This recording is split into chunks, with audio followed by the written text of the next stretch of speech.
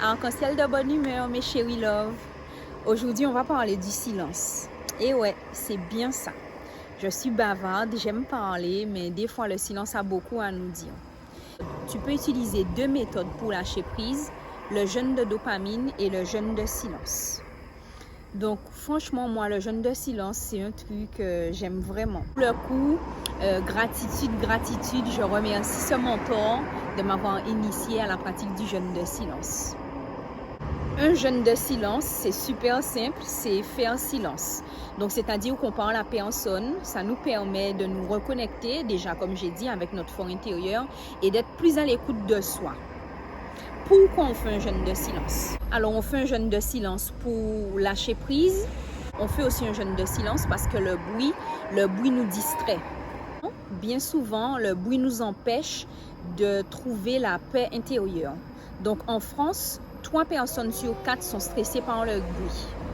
Et le silence, c'est bien, mais le mutisme, c'est dangereux. Le mutisme, c'est qu'on ne parle pas, qu'on se ferme à l'autre, quand on veut communiquer avec personne. Et parfois, si on n'a pas les mots justes, si on sait qu'on va être agressif, qu'on risque d'être amer, qu'on risque de dire des mots qui vont détruire nos proches et que finalement ça va nous détruire. Donc au lieu d'exprimer sa colère, souvent c'est mieux de faire un jeûne de silence. Alors il y a bien une différence entre le jeûne de silence et le fait de rester muet. C'est-à-dire le fait de priver l'autre de la parole, le fait de ne pas communiquer. Je n'encourage pas les gens à entrer dans le mutisme. Je n'encourage personne d'ailleurs. Par contre, le jeûne du silence, pour se reconnecter à soi, oui, j'encourage de faire un jeûne de silence parce que ça aide vraiment à se retrouver.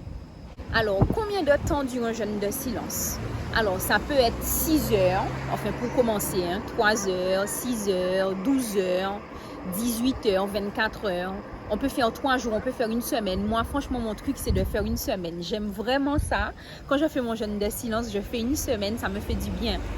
Après, il faut expliquer aux personnes autour de toi que tu es en jeûne du silence. Il faut communiquer à l'écrit. L'objectif n'est pas de passer son temps à communiquer à l'écrit. Justement, c'est de profiter du silence pour se reconnecter à soi. Et à quelle fréquence on fait un jeûne du silence?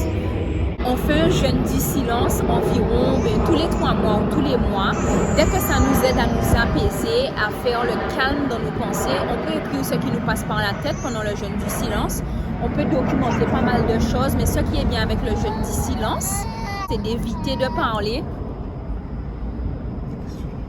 Ce qui est bien avec le jeûne du silence, c'est que ça nous évite de brasser de l'air, c'est-à-dire de parler pour rien. Souvent, on a des gens, ils n'ont rien à dire, mais ils ont toujours un truc à raconter qui est inutile. Et donc, le jeûne du silence permet à notre cerveau de ne pas être dans des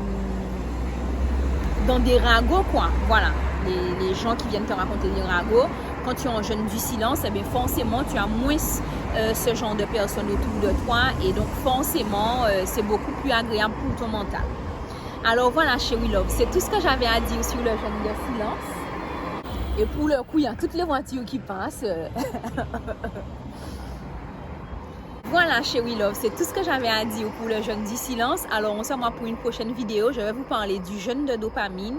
Alors oui, continue toujours à travailler sur le lâcher prise. Fais le vide et avance, chérie love. À bientôt, bye bye.